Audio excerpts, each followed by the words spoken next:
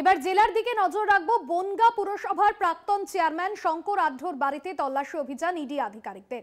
সাত সকালেই পৌঁছন ইডি আধিকারিকরা। শঙ্কর আঢ্যর স্ত্রী ওই পুরসভার ভাইস চেয়ারম্যান এবং তার মেয়ে ওই পুরসভার কাউন্সিলর রয়েছেন। এবার কি উদ্দেশ্যে বা কি বিষয়ে ইডি আধিকারিকরা তল্লাশি অভিযান চালাচ্ছেন জানবো বিস্তারিত। দেবাশিস রয়েছেন আমাদের সঙ্গে। দেবাশিস, কি জানা যাচ্ছে?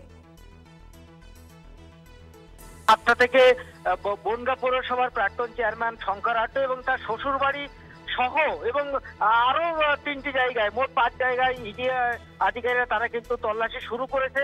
এবং গাইঘাটা থানার একটি আইসক্রিম কল, যেটি শঙ্কর আঢ্যের দাদার নামে, সেই আইসক্রিম কলে যেমন তল্লাশি চলছে, পাশাপাশি শঙ্কর আঢ্যের শ্বশুর বাড়ি এবং তার 2 কর্মচারী, ঘনিষ্ঠ কর্মচারী ছিল একসময়, তার বাড়িতে কিন্তু তল্লাশি চলছে। যেটা জানা গেছে যে মনে করা হচ্ছে যে রেশন দুর্নীতির সঙ্গে সঙ্গে যুক্ত ছিল, বিভিন্ন রকম যে তল্লাশি শুরু হয়েছে, তার সঙ্গে জ্যোতিপুরের মল্লিকের যেমন শঙ্কর আঢ্যের সঙ্গে একটা ঘনিষ্ঠ সম্পর্ক ছিল, তিনি কিন্তু এলাকাটা প্রভাবশালী নেতা বলে পরিচিত।